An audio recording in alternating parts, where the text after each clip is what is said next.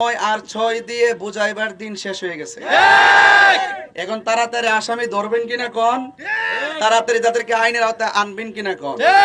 আজকের সুলতানপুর থেকে আমার কর্মসূচি হলো, যদি এই আজকে সন্ধ্যার ভিতরে যদি প্রশাসন কর্তৃক যদি আমাকে সুন্দর একটি ফায়সালা যদি না দেয় এবং আসামিকে যদি গ্রেফতার না করে, তাহলে ইনশাল্লাহ আমাদের বরাবরের কর্মসূচি এবং এই আগামীকাল আমাদের ঢাকা থেকে সিলেট যে হাইওয়ে রোড আছে সেটা ইনশাল্লাহ চান্দুরা ডাক বাংলার সামনে বন্ধ হয়ে যাবে। গতকাল পূর্ব ঘোষিত ব্রাহ্মণবাড়িয়া প্রেস ক্লাবে আল্লাহর হাবিব সাল্লাল্লাহু আলাইহি সাল্লামের শানে কটূক্তিকারীর বিরুদ্ধে মানববন্ধন ছিল, আয়োজন করেছিল আহলুস সুন্নাত ওয়াল জামাত।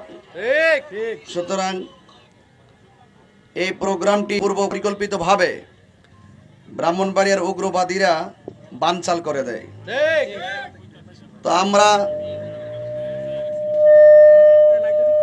আমাদের কোনো নেতাকর্মী এবং কোনো শ্রোতা সেখানে যায়নি। আমি গিয়েছিলাম জাস্ট ডিসি মহোদয়ের কাছে বিষয়টি ইনফর্ম করার জন্য যে আমরা প্রোগ্রামটা করতে পারি নাই। কারা বারবার এইভাবে আমাদের স্বাধীন দেশে এই ব্রাহ্মণবাড়িয়া এই প্রোগ্রামগুলো বানচাল করে, তাদেরকে একটু চিনে রাখেন, তাদেরকে একটু জিজ্ঞেস করেন। কিন্তু আমার ব্রাহ্মণবাড়িয়া যাওয়ার পরে আমার গাড়িতে আমাদের ব্রাহ্মণবাড়িয়া জেলা আহলুস সুন্নাত ওয়াল জামাতের নেতাকর্মী ছিল।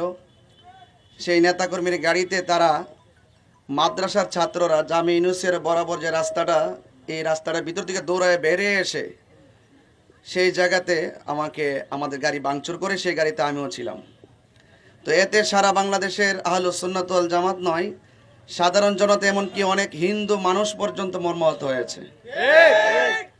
কারণ অনেক হিন্দুরাও আল্লাহর হাবিব সাল্লাল্লাহু আলাইহি সাল্লামের, সব ধর্মের মধ্যে কিছু উগ্র থাকে, তাদের মধ্যে যেমন উগ্র আছে আমাদের মধ্যে উগ্র আছে, যেটার প্রতিফলন, যেটার বাস্তব প্রমাণ কালকে দিয়েছে। এই জন্য আমি বিষয়টাকে খুব এড়িয়ে যেতে চেয়েছিলাম। এরপরও তাদের বারবার এরকম আক্রমণ আমরা আর কত সহ্য করব। তো সেই জন্য আমি ব্যক্তিগতভাবে আমার কাছে আহলুস সুন্নাত ওয়াল জামাতের কেন্দ্রীয়ভাবে যোগাযোগ করেছেন। অলরেডি আমাদের সারা বাংলাদেশ জুড়ে কেন্দ্রীয় কর্মসূচি চলছে। এরই ধারাবাহিকতায় আজকে আমাদের 2টা কর্মসূচি ছিল। এই ব্রাহ্মণবাড়িয়া সদরে আজকে 2টা কর্মসূচি ছিল। একটা কর্মসূচি ছিল সুলতানপুরে বিক্ষোভ সমাবেশ, আর একটা কর্মসূচি ছিল ঢাকা টু সিলেট এবং ঢাকা টু চিটাগাংয়ের রেল লাইন বন্ধ করা। কিন্তু রাত্র প্রায় 3:30 পর্যন্ত প্রশাসন আমার বাড়িতে ছিল। প্রশাসনের লোক থাকার কারণে আমি তাদেরকে কমিটমেন্ট করেছি, ঠিক আছে আপনি যেহেতু বাড়িতে এসেছেন, অন্তত পক্ষে আমি একটু অপেক্ষা করব যে যারা এই ঘটনাটা ঘটিয়েছে তাদেরকে যদি দৃষ্টান্তমূলক শাস্তি দেয় তাহলে আমরা এই আন্দোলনগুলো তুলে নিব। আমরা ন্যায়ের পক্ষে, ন্যায্য বিচার যেন হয় সেটার পক্ষে। তো আমি আজকে যে ঢাকা এবং চট্টগ্রাম টু সিলেট যে রেল লাইন বন্ধ করার কর্মসূচি ছিল সেটা আমি বাতিল করেছি।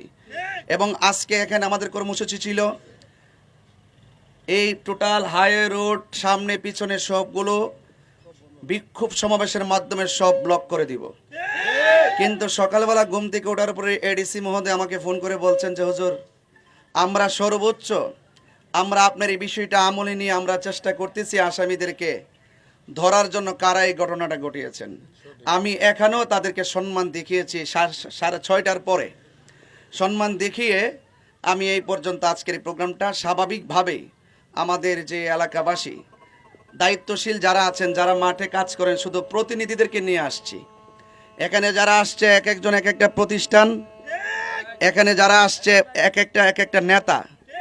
সুতরাং এই কর্মীগুলোকে আমরা ভোগান্তি অথবা প্রশাসনের প্রতি রেসপন্স এবং ভালোবাসা রেখে, শ্রদ্ধা রেখে আমরা সেখানে নিয়ে আসি নাই।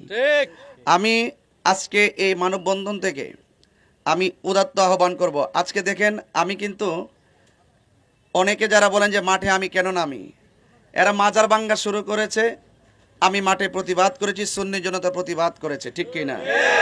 যদি মাজার না ভাঙতো আমাদেরকে আন্দোলন হইতো না। জশ্নে জুলুস, মিলাদুন্নবী জুলুস সারা জীবন করে আসছি। ওই কসবা এবং বিজয়নগরে রাজপথকে রক্তে লাল করেছে তারা লাঠিয়াল বাহিনীরা, তখন আমরা প্রতিবাদ করেছি। যদি তারা আমাদেরকে রক্তাক্ত না করতো আমরা কি মাঠে নামতাম? গতকাল আমি গিয়েছি শান্তিপ্রিয়ভাবে ব্রাহ্মণবাড়িয়া আমাদের শহর, আমরা স্বাধীনভাবে সেই শহরে আমি ব্যক্তিগত কাজে গিয়েছি। প্রোগ্রাম স্থগিত করে দেওয়ার পরও কি ব্যক্তিগতভাবে কি ব্রাহ্মণবাড়িয়া যাওয়ার অধিকার কি আমাদের নেই? তারা যদি গতকাল আমার গাড়ি না ভাঙতো এবং আমাদের আহলে সুন্নাতুল জামাত নেতার কর্মী যে গাড়িতে ছিলেন, আমরা যে একসাথে ছিলাম, এই গাড়িতে যদি আক্রমণ না করতো আজকে কি এই রৌদ্রের মাঝে আমরা এখানে দাঁড়াইতাম? তো আমরা বারবার প্রমাণ করেছি প্রশাসনকে যে আমরা কখনো কাহারও গায়ের উপরে পরে ঝগড়া করি না, এবং আমরা এই গায়ের উপরে ঝগড়া করার অভ্যাস আমাদের নাই। কিন্তু যারা আমাদেরকে আঘাত করে আমরা তার প্রতিরোধ করার জন্য আমরা চেষ্টা করি। তো আজকে আমি ছোট্টভাবে এই মুক্ত আলোচনায় দুইটা কর্মসূচি দিয়ে যাচ্ছি। প্রশাসন এখানে আছেন, প্রশাসন উপর স্তরের যারা কর্মকর্তা রয়েছেন তাদের সাথে আলোচনা করবেন, এবং আমি এই কালকেই হয়তোবা প্রশাসনের সর্বোচ্চ জায়গা আমি কথা বলার চেষ্টা করব। আমার ঘটনাটা ঘটেছে গতকাল 2:10, আজকে প্রায় 2টা বাজতেছে, তার মানে বোঝা গেল প্রায় 24 ঘন্টা হয়ে গেল। আমি সকালে প্রশাসনকে ফোন দিয়েছিলাম 9টার দিকে।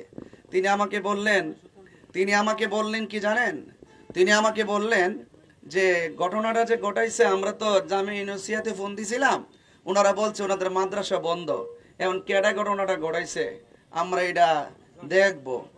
তো আমি একটু আপনাদের কাছে প্রশাসনের কাছে জানতে চাই, আপনি যে বললেন যে কে ঘটনা ঘটাইছে দেখবেন, আচ্ছা ঘটনাটা কি রাতে 3টার পর ঘটাইছিল?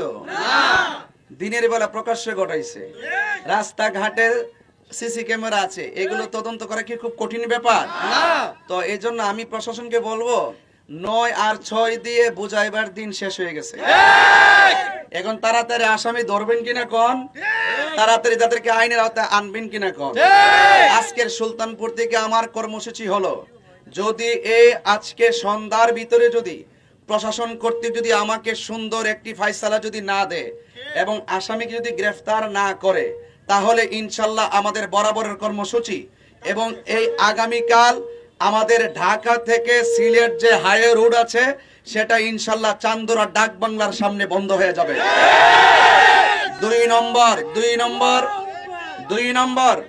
2 নম্বর কর্মসূচি ঘোষণা করছি, আগামীকাল এই ব্রাহ্মণবাড়িয়া টু কুমিল্লা পর্যন্ত যে হাইওয়ে রোড আছে, এই হাইওয়ে রোড অনির্দিষ্টকালের জন্য বন্ধ থাকবে। সুতরাং এখানে আবার কর্মসূচি হবে। আগামীকালের কর্মসূচি আমাদের আগামীকাল এই রোড টোটাল রোড বন্ধ থাকবে, এবং প্রত্যেক জায়গা কিভাবে কর্মসূচি দিতে হয় আর প্রশাসনকে কিভাবে বুঝাইতে হয় কর্মসূচি, সেটা ইনশাল্লাহ আমরা বুঝাবো। এবং ইনশাল্লাহ ঢাকা টু সিলেট, ঢাকা টু চট্টগ্রাম এই রেল লাইন আগামী পরশুদিন বন্ধ থাকবে, এবং অতি শীঘ্রই এই 2 দিন কর্মসূচির পরে আমাদের এই কর্মসূচি লং মার্চ টু ব্রাহ্মণবাড়িয়াতে আমরা সুন্নিরা প্রবেশ করব ইনশাআল্লাহ। আমি শুধু এই বার্তাটা দেওয়ার জন্য আমি আপনাদের সামনে এসেছি। আপনারা হলো সুন্নাতুল জামাত যারা রয়েছেন, এই দেশে নবীর বিরুদ্ধে কথা বলা হবে, নবীর বিরুদ্ধবাদীদের বিরুদ্ধে যদি কথা বলা না যায়, তাহলে এই প্রোগ্রামগুলো যারা বাধা দেয় তারাও নবীর দুশমন, কথা বলেন ঠিক কিনা? তাহলে এটা সার্বজনীন প্রোগ্রাম ছিল, এই প্রোগ্রামকে বানচাল করাতে আমরা ক্ষুব্ধ হয়েছি, এই জন্য ওই সমস্ত নবী বিদ্বেষীদেরকে আমরা আর ছাড় দিব না, কথা বলেন ঠিক কিনা? সবাই ভালো থাকুন, আজকে সবাই বাড়িতে যান। আগামীকালের কর্মসূচি ইনশাআল্লাহ আপনারা বাস্তবায়ন করবেন, কেন্দ্রীয় নোটিশ মোতাবেক ইনশাআল্লাহ আপনারা বাস্তবায়ন করবেন ইনশাআল্লাহ। নারে তাকবীর, নারে রিসালাত।